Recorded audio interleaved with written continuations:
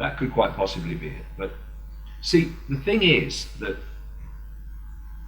one of the greatest forms of mass control is to suppress their sense of what is possible.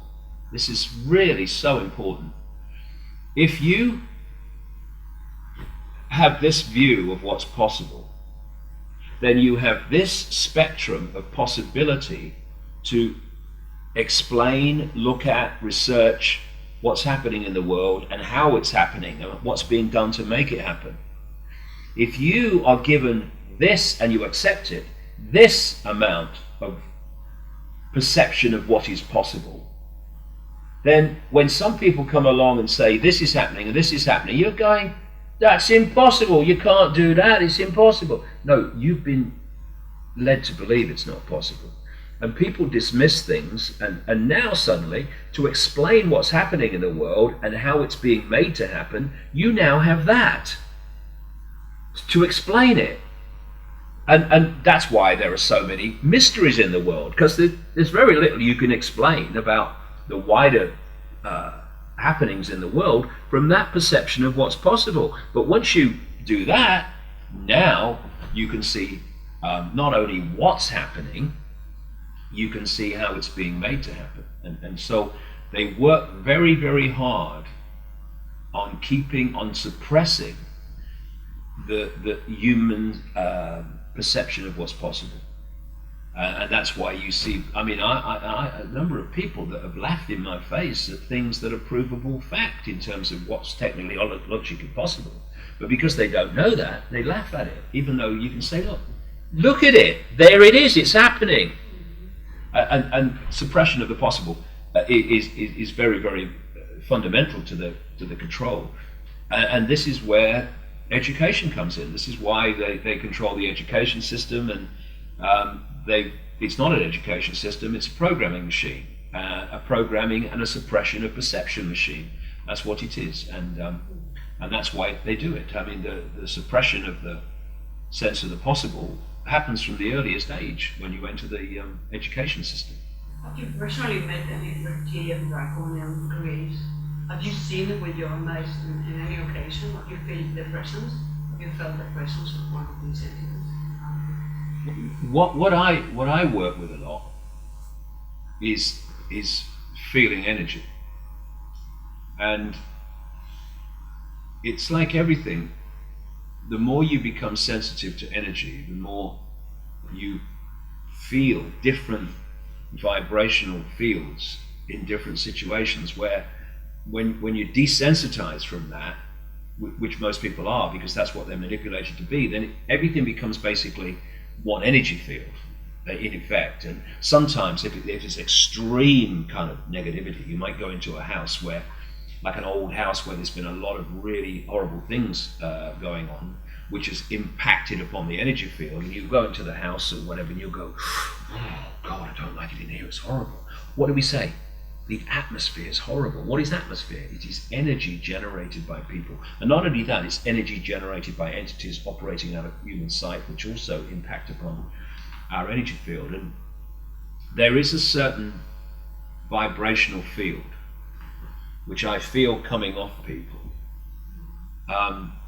which I say myself is what I call reptilian, what other people call archonic or whatever. It's a certain energy, and there's something in the eyes. And again, it's like people talk about the eyes being the window on the soul. Well, they are. They are, in the sense that the eyes take you through into another level of someone, and through the eyes you can see what they are in so many ways. And as with the dead eyes that I talk about, which I think are biological robots, so with the reptilians, it's an atmosphere, it's an energy, because you can it's why becoming sensitive to this is so important, because you can manipulate people with words, you can manipulate people with smiley faces, but you cannot hide your energy field, right? You can put the front on, You cannot hide your energy field. And one of the things that I've noticed, again with the eyes, is when I look at these people, which I would say are absolutely reptilian, people like Tony Blair and Hillary Clinton and others that of the same kind of ilk. What do you call it? Gordon Brown, yeah, what do you call it? Barack Obama. No matter what their face is doing, smiling, happy, slappy, their eyes don't change. There's this cold stare in their eyes, which they're whatever their face is doing, that never changes. I say that's this reptilian Archon force as well. What do you think about this idea that people are believing more and more about that in a couple of years, 2012 or 2014, the Earth is going to split into the new Earth are going to stay people who are going to have a certain type of vibration, and on the old Earth are going to stay the old paradigm people or something like that. Do you see anything about this? Well, you know, I would only say this, that we exist in the frequency range that we are ourselves in. Thus, I can in this level exist in this frequency range. If my frequency range changes, then I move into another frequency range. And thus, if there, well, I'm not saying there will be, but I'm just talking in terms of the concept. Excuse me. If there was a massive shift in the human vibrational field, then it would have to perceive another vibrational field. Because if you're tuned to radio 1, you don't experience radio 2. And if you are attached to, say, radio 1, and there's not a massive shift in your energy field, then you're going to stay attached to radio 1. So, in principle, that I can see the energetic frequency direction from where they're coming from. That if there's an energetic shift, then there must be a parting of the ways in which, in terms of what those two states of being are experiencing. So, energetically, it's possible, but whether it will be or not, I don't know. It's I mean, the thing is that we have, as humans, have been kept so ignorant of reality and the fluid nature of reality that anything's possible when you think it's possible. But anything's possible. Whether it will happen or not is another thing, but anything's possible once you realize how fluid reality is and how your perception becomes your reality and all that stuff. And we've been kept in this tiny little box of ignorance about it that, you know, we're still feeling our way. Even people who have really started to open to this are still feeling our way in terms of seeing the true nature of what we're experiencing rather than what we thought we've been experiencing all our lives, and what everyone around us continues to tell us we're experiencing because that's all they can perceive. You know, this is a real time of transition, and we've got some extraordinary surprises and revelations to come. And I said in a book years ago, you know, I think that when we finally, you know, do realize what reality is and what we've been experiencing and the way we perceive the experience as opposed to what we've been experiencing, then I think we're going to laugh for weeks and weeks at the way we've perceived what we're experiencing from the perspective of when we know what's really going on. It's going to be so funny. You know, we believe that. Oh my God. and you ate that sandwich and you thought it was, oh my God, this is where we're going. And it's a great adventure because no matter what happens and the emotional experiences we have, we are all it is, has been, and ever can be.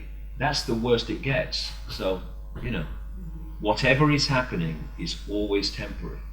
You have written also about the moon as a very important factor in this holographic reality.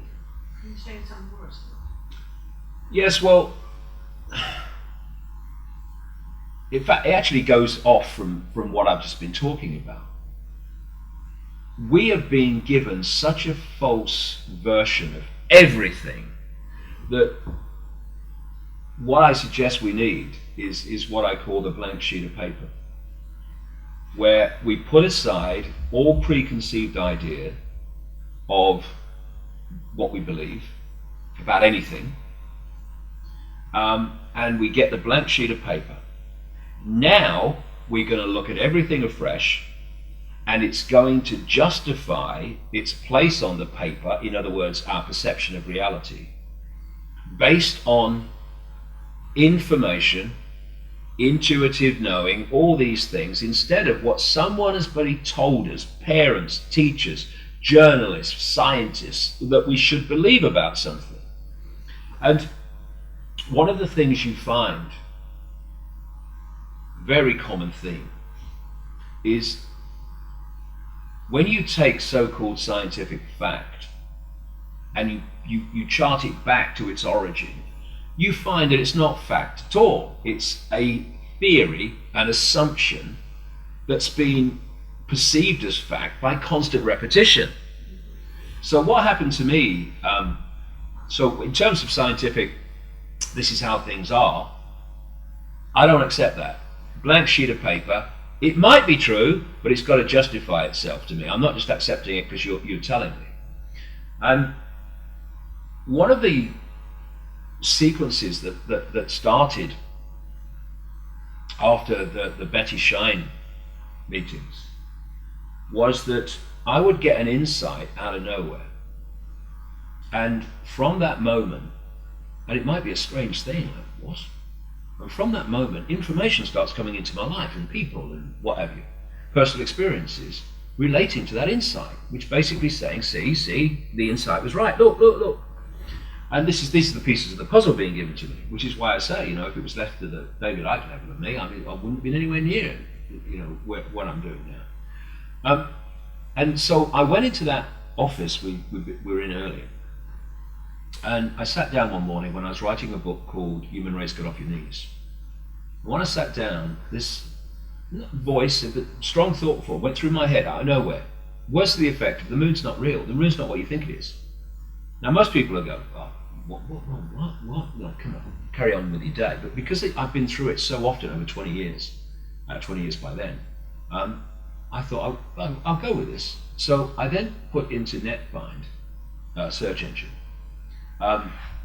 combination of words that the moon is not natural. And up came immediately a book called Who Built the Moon by two researchers, I'd not come across it before, who were looking at the facts about the moon, the incredible anomalies about the moon,